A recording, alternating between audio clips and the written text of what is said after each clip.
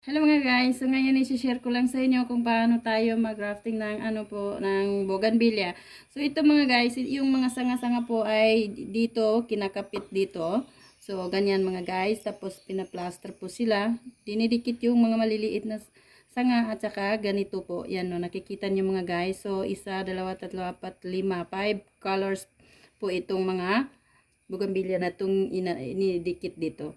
So, ito ngayon, ang gagawin natin para ma-ICO natin po siya. So, itong plastic na ito ay nilagyan ng tubig kunti sa loob, tapos dinanyan siya. So, yan po mga guys. Ganyan lang natin.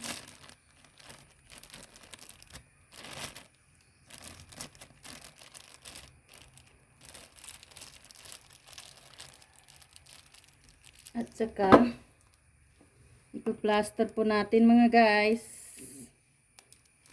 So, yan. Ganyan natin.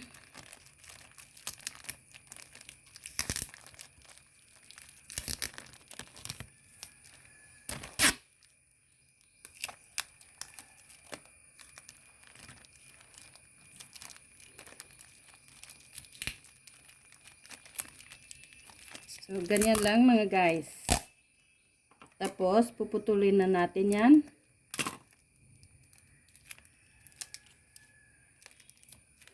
Yan. Ganito muna natin mga guys. Saka natin itanim ito sa plastic na may lupa. May soil po. So, ganyan guys. Mamaya ipakita ko rin sa inyo kung paano natin ito itatanim.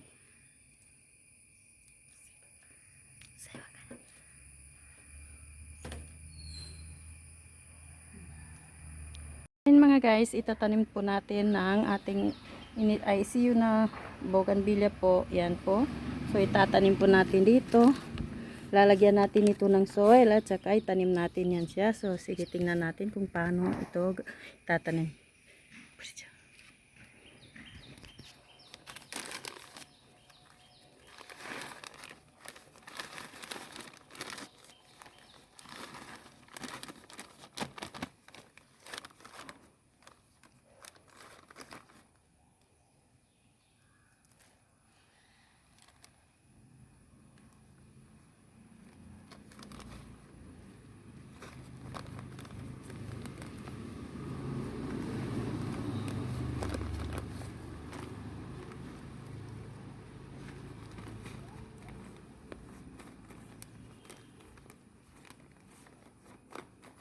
So, yan na po mga guys. Ganito po.